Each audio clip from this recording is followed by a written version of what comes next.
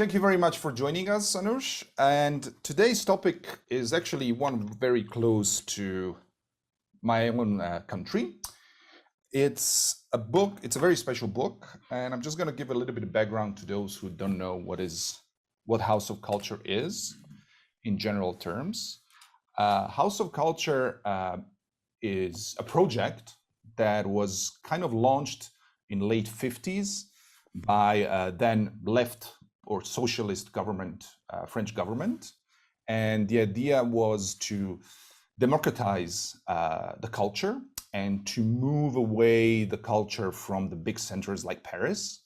So what they did is they organized, funded, constructed hundreds and thousands of these houses of cultures, or maison de la culture, pardon my French.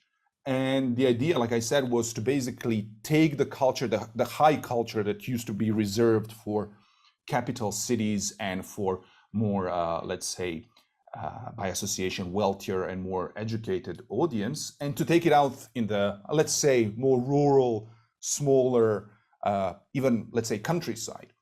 Now, that was all happening thanks to the initiative of André Malraux, and it was happening in around 59 and onwards. Now, both Anush and I are coming from former socialist countries, me coming from a country that used to be called Yugoslavia, and now it's called Bosnia, and Anush is coming from Armenia. Now, a lot of socialist countries took over this idea of bringing the culture to the, I apologize for this, to bring the culture to the places where you usually wouldn't see it. In this case, let's say rural areas. And so that hence they built thousands of these houses of cultures across the country. I think only in former Yugoslavia, we had like around 1,500. And they would basically take the art from the National Museum, national galleries, and bring it and show it to peasants and workers and so on. And that worked for a while, but then what they noticed is that often the audience which they were targeting, which is this, let's say, less educated, more sort of working class audience, wasn't always responding in a right way to this high culture that was being brought to these venues. And so they made an adjustment, at least in my part of the world, in former Yugoslavia, and they decided to make those houses of culture places where local associations, amateur theaters, and so on would perform, and thus it would be sort of grassroots culture. So in a way, the concept was almost as if it was reversed. Just before handing over to Anush, in Bosnia and Yugoslavia, these houses of culture were so massive, they were huge, well-funded, state-funded, and at some point they were the principal means or the principal venues for in these less populous, small, rural areas. Anyway, so that's sort of a short introduction into what the House of Culture is. And I would like to give a word to Anush and tell us a little bit about this very special book, which is a book that it's handmade and it's made to order. So I'm going to post here a link for everyone. Should anyone like to purchase a copy of it? And Anush, welcome. So can you just, before we get into all the specifics of how this special book is made, can you share a little bit of your experience about these houses of culture compared to what I just said and what the role they had in former Yugoslavia? Yes. Thank you, Ziyah, for this introduction. It's very interesting for me. When I was getting ready for this conversation, it really didn't cross my mind, and I completely forgot that you are very familiar with this topic as well, with the houses of culture, because yeah, I mean, for me, this is something that the post-Soviet countries have, but you're right in terms of the post-socialist world as well.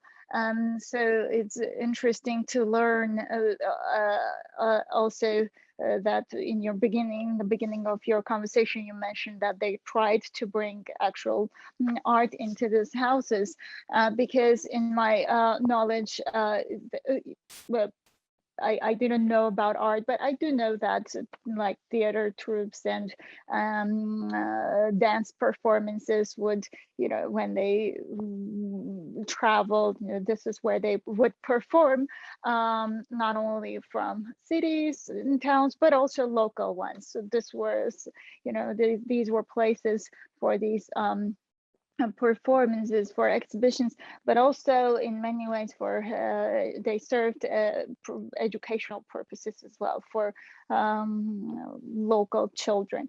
And yeah, so in the cities, this were rather clubs in in different parts of towns, but the houses of culture were in the villages in our post-Soviet area, in villages, and there was only one in each village. And they were sometimes here they call them like the club, like the village club. Sometimes when I would look for one, this is how I would ask, and they would show me one. So in Armenia, many houses actually do operate. There is some funding, but not directly for these houses, not by the Ministry of Culture, but it's the funding that the local municipality receives, and if they choose to allocate budget to do something with the House of Culture, they will. But a lot of times they don't. So a lot of these houses just stay as they are, and it's also sort of expensive to just destroy them and clean the area. And then other times, they stay with the hope that after all, the head of the village maybe will allocate and will do something about it. So these are the houses that I actually focused on, the ones that are not taken care of, where nothing is happening, but which do in my imagination, in my understanding and feeling, carry this memory of the past. How many are still functional in whatever capacity, like as in their own, or not in whatever capacity, but in their original, scope and meaning? Like how many are still houses of culture, or yeah, what's the general state of that? Well, I wouldn't know about the whole post-Soviet space, but I would say in Armenia, probably around maybe 10 to 20% are functioning, while most are just not taken care of because of it being a bit expensive. Not a bit, but pretty expensive. I'll keep this open while we speak so that you can also experience some of the images. So are you saying that? So are you saying that this original concept of houses of cultures as places of, as the word says, culture is kind of abandoned, or it's just for lack of funding, or it's just sort of passé kind of approach to the culture? Yes, that is basically what happens. That is the consequence. The consequence is that culture outside the city is abandoned. Basically, it's centralized again. If the purpose was to decentralize, that has reversed. And now everything is again, in our case, in the capital, Yerevan, in the second largest city, maybe in the third, but rarely in the villages, in the rural areas. So you mentioned, and it's not only culture. It's just when a country is going through economical hardships still, all through its independence, the culture is definitely not a priority. Yeah, that's the same goes for, well, I think it is priority when it comes also to spread. it is priority Yeah. when it comes to defunding the culture and art. But just to get back to the Yes. just to go back to the part where you said that you photographed this book on the phone. I mean, with Yes. phone camera. I mean, obviously there are other examples where photographers use phones as a primary camera, uh, like Brown Sugar by Michael Christopher Brown and so on. But I'm just curious, why did you opt for a phone? I'm just curious, why did you decide to shoot it on the phone? Mm. It was a it was an artistic decision that's sometimes not very straightforward to explain. I wanted the images to be square, and well, my camera doesn't. It of course it can also always be, the images can always be cropped, but the iPhone did have this. The former iPhones have the square crop that came just naturally. It doesn't anymore, and I photographed with it a lot, and I decided to just keep the whole book photographed that way. I did take pictures with my camera as well, the 35 millimeter, not the 35, it's a digital camera. But in the end, in order to keep things consistent, I just kept the images, and most was either way photographed on the phone. So in the end, it all came together this way. Um, Mhm. so so for people who don't know, so the book is entirely made by you, right? You actually obviously Yes, conceived the book, photographed the book, designed. I assume you also designed it. You also printed, bind it, and you do the whole process, right? yes, yes. Hmm. Would you mind if I, before asking a few questions, do you mind if I share a clip of how the book is made? Is that okay? Of course. Yeah, this is the website of the book. Yeah, and there I have a few um, So while we're watching copies. this, I wonder how long it takes you to create a single copy of the book. Can you put it in If hours? I constantly do it, Yeah, like yes, about, if I do it all the time, it will take me a day. Um, and I can describe the process to you as well, what happens, the let's way I just do it. So let me this just. is the beginning of it. Yes, this is the beginning of it when I stitched the title, the House of Culture. And my grandmother taught me to do this very easy cross stitch, you know, the thing that it's just easy with these threads called moulinet. And then, yes, I have to use those little squares so that the text is goes on a straight line. And yeah, that's how I then separated. And this material is going to become the cover. It is then put together with cardboard, glued together, and like two pieces, and they become the cardboard. May I ask, why did you decide to go this way, so to speak, The cover, sorry. instead of the Mm-hmm. what we like to call traditional way of doing books and chasing the publisher, raising funds Yes, one way or the other, and so on. May I yes, ask, why did you decide to go this way? I mean, it's obviously, I mean, I yeah. love it, and I think it's a beautiful because it becomes an art piece in itself. But I'm just wondering why put yourself every time through this? Yes, because this the experience of photographing the book, as I told you, was a personal one for me. It just meant everything. It really healed me and brought me back together. Once I completed this body of work, that was around, I think, in 2017 or 18, I realized that if I'm going to make the book, it's going to be a personal experience again. It would need to be. That's how um, everything was coming together. And so I decided to go this way. So everything is done by me, but of course, I print these images on this special paper, which is not really photo paper. It is called newsprint, this type of paper. So the printer is next door. So I print the pages like these are the pages, or you can see me. Yeah. So I'll explain more about the process, but basically the reason is that this was too personal for me to go through a process of doing this through a printing house. But I'm working on a book now that I want to publish in a more, what was the word that you used? Let's use word conventional. Conventional way. Yeah.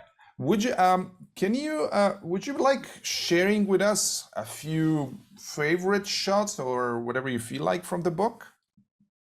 Yes. So here I will.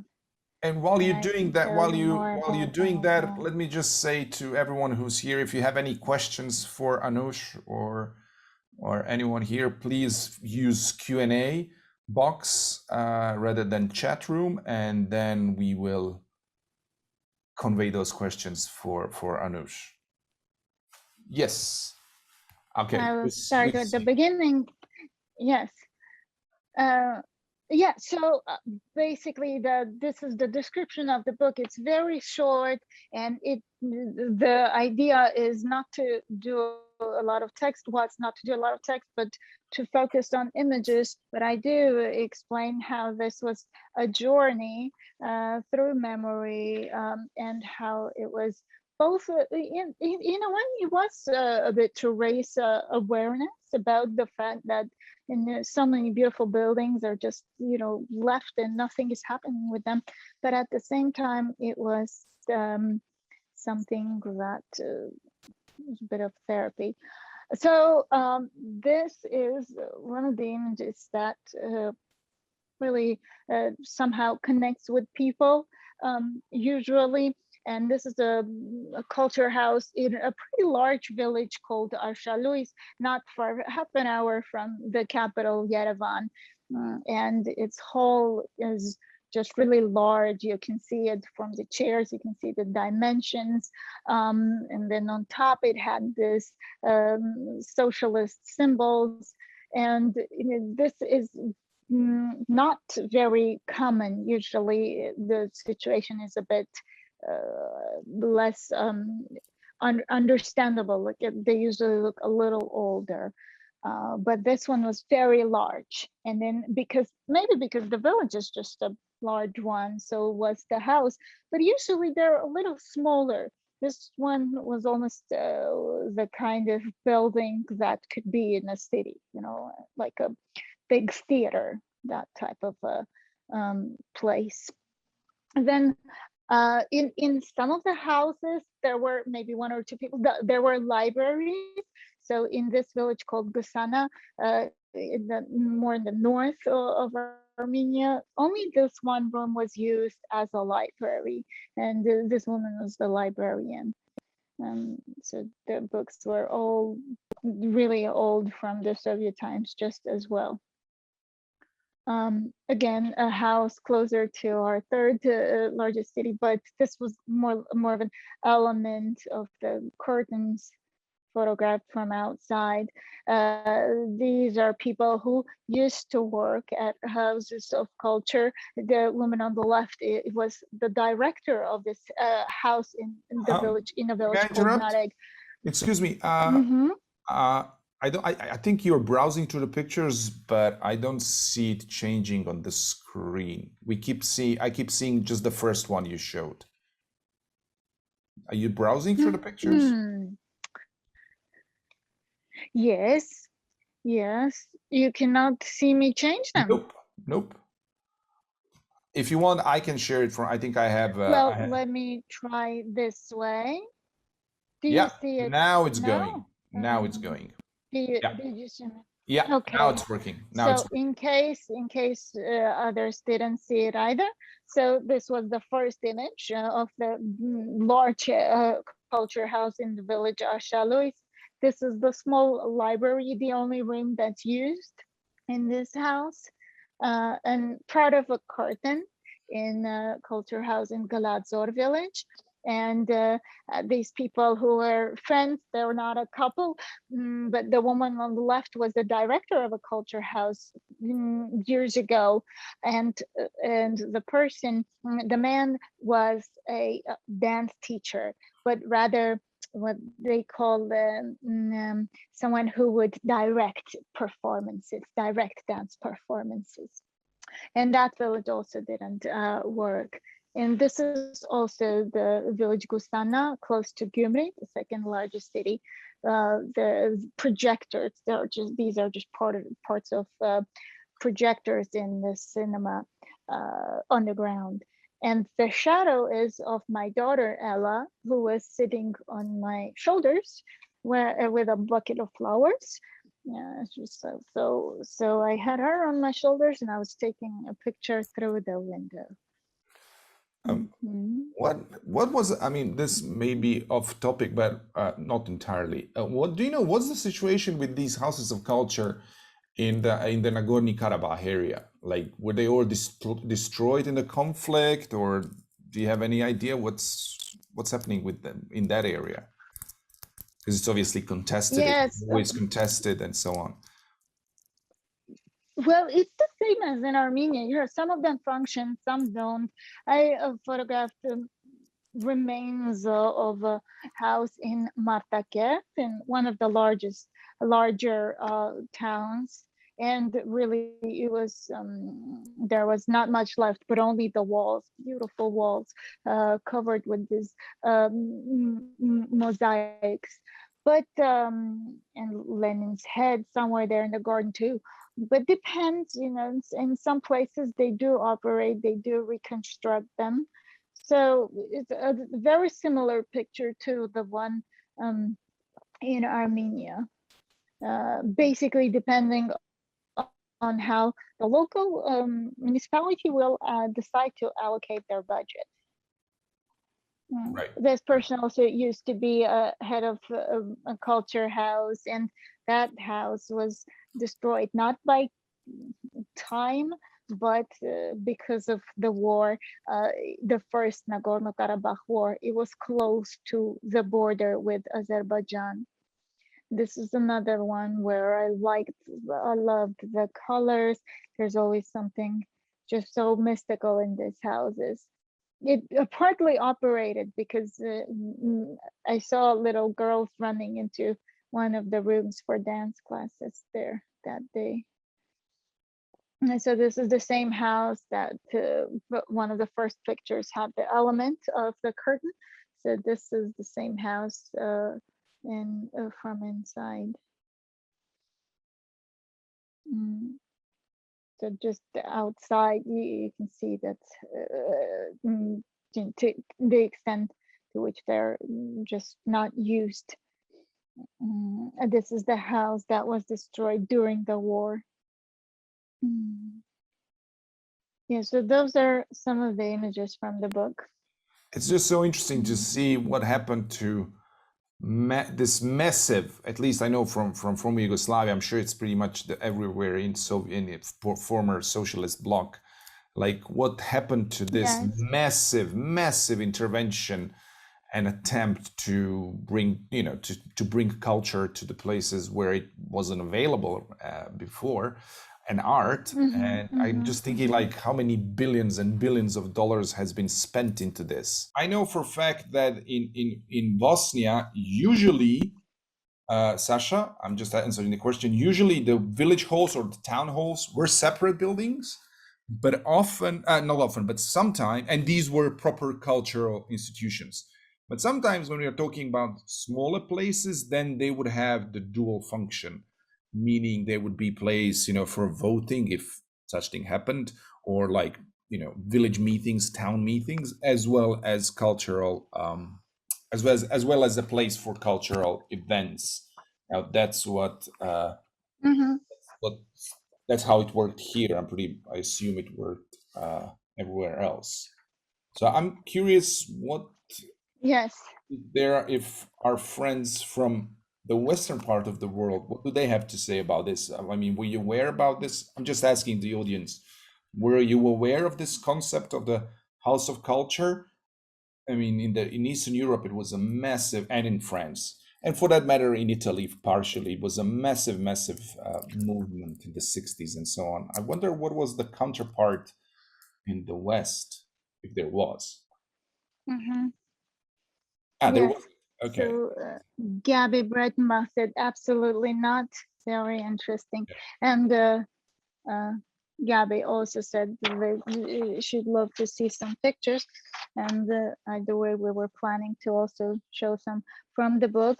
So this is also, these are just either details or again, the image of Bella here as it was in the PDF.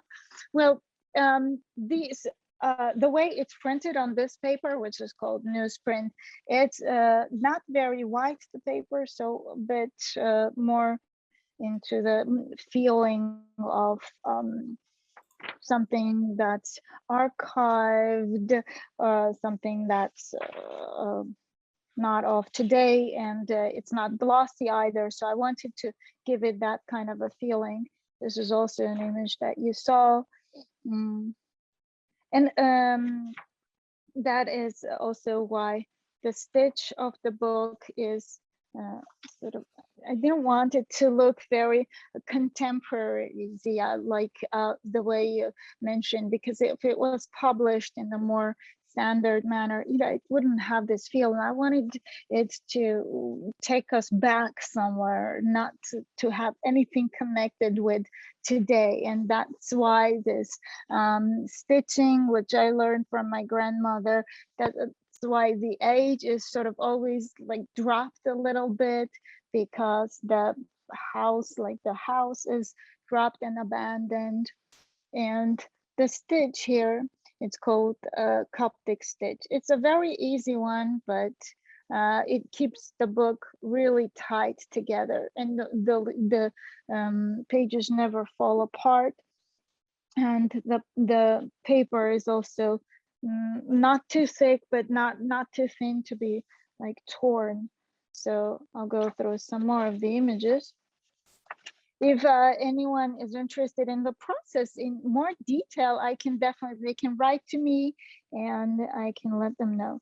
Even in the very beginnings, yeah, I wanted to do the cover out of why the cover is made of velvet, again, because this reminds me of that Soviet time. In the beginning, for the first two books, I found velvet from that time, from 80s and 90s even. Well, 90s is already post-Soviet, but then I realized it was too difficult for me to keep searching for that material all the time, and I just started to buy ordinary like velvet. Again, the library here.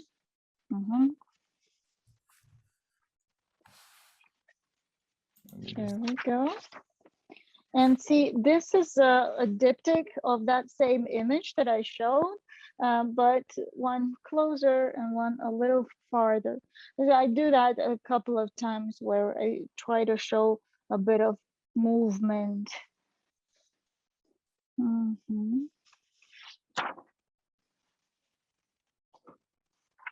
And the book is a bit less affordable this way because it's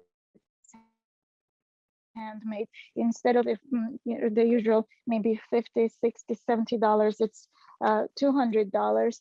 But that's because of the whole effort I take to make it. And then every time someone orders it, I can put my heart into each book. And I can, if I know the person, I can think of them. I usually write a message to the person who ordered. So it turns into this communication, into this additional experience every time I make it. The books are also limited. There are going to be 500 copies. This one is 37 out of 500. Yes, this is a picture about how how a construction starts merging with nature. It's starting to be green and mold. And here I have a bit of text. Nature goes into the house, becomes moss. The house deteriorates, becomes nature, eventually and essentially. About how if we don't do anything about these houses, nature just takes over.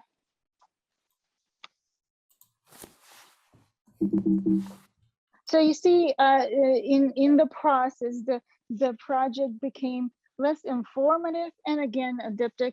This is an image of the same wall, less informative and more about experience in the house. And I even thought of maybe like mapping these houses and inviting people to just go walk through them and experience everything themselves, you know, everything that I could feel emotionally.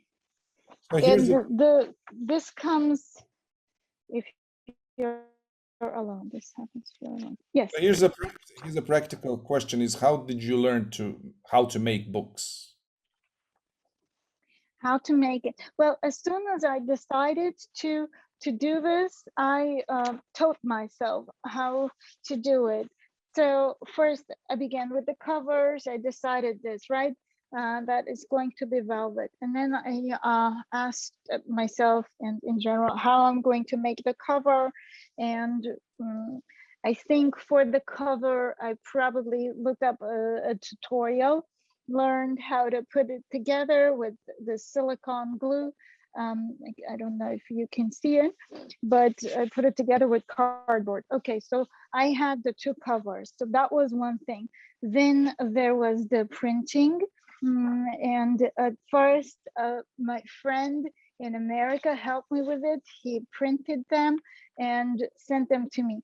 Then I got my printer here now, and I can now easily print them myself. So that's relieving. Why? Because this paper didn't go into any printers here in any like little or big printing houses. So I had to just order a Canon printer myself, a good one, in order for it to print on this thin paper, which is not photo paper. So, okay, I was able to print them. And then there was the layout to figure out. And so I did that, making sure that, let's say that if I want a diptych, but after all, they're not going to be on one spread. So this goes with this one in the beginning to later end up with this. So these are things that people don't usually take care of or think about when they make a book, because it's up to designers, yeah, up to the book designer. But yeah, that was something to think about, definitely. And once that was ready, stitching the books together. And so, as I told you, this is just a stitch that I liked. Again, I just looked it up on the internet. It was called One Window, please. Yes, so it was called Coptic Stitch. And again, I learned how to do it through this tutorial. I can share it with you, just a YouTube tutorial, very easy one. And this stitch is actually easier to make than it may look. So that's it, you know, and this is the wax thread that I used for it, for this stitch. These are the different versions of velvet. I sometimes have it dark green, sometimes this red cover. It used to be coral. Some tools like this owls, I think that's what they're called, to make the holes before I do the stitching. So all of this I had to learn, and it's a very, very satisfying, very interesting process to actually make the books. And as difficult as it is, I really don't regret this decision, because just every time one person orders it, I go into this 2-day sort of residency of my own. You know, I'm making a book. Well, right now I have one extra, which I pre-made. I made it to take with me to Perpignan to show it around. I always do. Anyway, so this is it, but I don't think I will do this again, because it's just involving, it's really not easy. And right now I told you I'm getting ready for another book, and this time it's not going to be handmade. I'm going through the conventional Well, I uh, mean, process. there is no right or wrong way to make a book. I think both ways have its pros and cons. I think with this one, it just takes incredible effort every time, and whatever the price tag, it's kind of hard to how do you say, reconcile the effort you've put in with whatever Mm-hmm. it is. So yeah, I don't see myself doing that. That's definitely the case. It, Yes, yes. I was asking myself. This is also one of the when I was trying. It's one of the signatures. But yeah, I was asking that myself too. I said, okay, what if you get tired of making the books? You can't make them forever, after all. But then I realized and remembered that they're not forever. There are 500 of them to be done. So I could maybe take the time and say take 1 month and say, I'm only making books this 1 month, pre-make maybe 20, 30 of them, keep them and sell them, however. So it's possible. It's just a different process. It's a yeah, different type of process. But it makes me happy that I can make a special book for every person who orders it. It's something, because every time, I when I connect with people who see my photography, who look through this book, every person is just special. This is the whole purpose of why I photograph. So that's why it all feels so logical, so natural for me to also make this for someone, like I'm making a picture for someone. It's always that purpose, and this serves that purpose just as well. I'm just gonna share again a little bit of your website so you can see it, so people can see how. Okay, sorry, you've seen that. Just to see bits and pieces of the process and how it actually looks like. I love the way it's the binding is amazing. So what do you, it's a very silly question. What do you use to, how do you say, to penetrate with the needle, the thread? What do you use? You just use your hand, Here, or do you have actual tool? here, Uh, yes, I have these tools. They're called owl. I make the holes in advance, and they later, of course, I don't have to make the holes with the needle because it would be very unorganized. right, No, right. I need to do that in advance so that the paper doesn't get torn. Oh, this is the process of me working. Again, Yeah. I'm gonna sway conversation just a little bit into direction of the Balkans. For those who don't know, something really bizarre has happened to houses of culture during the war in the 90s. There are at least, I would say, 10 cases in Croatia, in Bosnia, also in Serbia and Kosovo, where these houses of cultures were used as execution sites, which sort of brings, and I urge everyone to look around. There's a bit of a literature on that, also translated in English, how these places where performances were done, theater plays, concerts, and so on, in an instance were transformed into places of massacres. And actually, there are, I mean, documented cases where this sort of macabre theater took place in these houses of cultures in Bosnia, where they used the stage as a place where they would sort of, the executions were done in a sort of almost, a horrible thing to say, theatrical way. So it's very interesting conversation how the role of these spaces dramatically shifted in during the war times. And there's also, for again, a horrible thing to say, horrible thing to say, but there was also this insane logic, because in these small cities and villages, those were the only places where you could gather larger groups of people. So like, oh yeah, well, we have this theater or house of culture. Let's just Yes, yeah. put everyone there Club. and execute.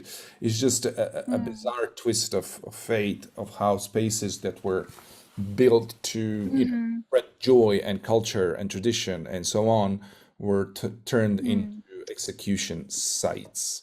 So I think it's just Yeah, well, you see, if that's the thing, if you went there, if you were there now photographing these houses inside and just experience them, if you were all alone too, without distractions, I'm sure this would have a very completely different meaning than it did for me.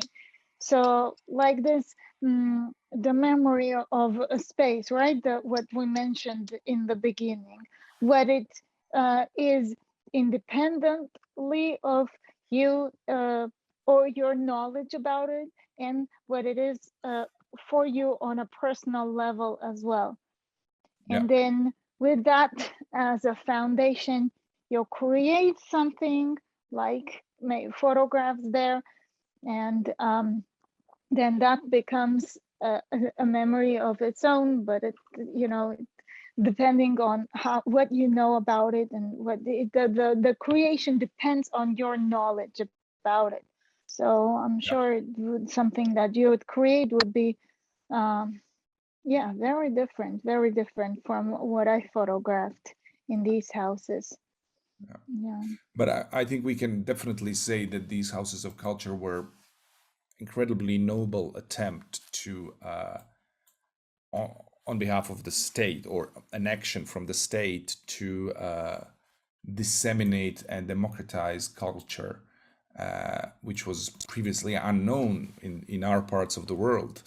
And unfortunately, now that when we see this, it's sort of sad to see this go to waste, and I'm pretty sure it's never coming back. So it's pretty depressing.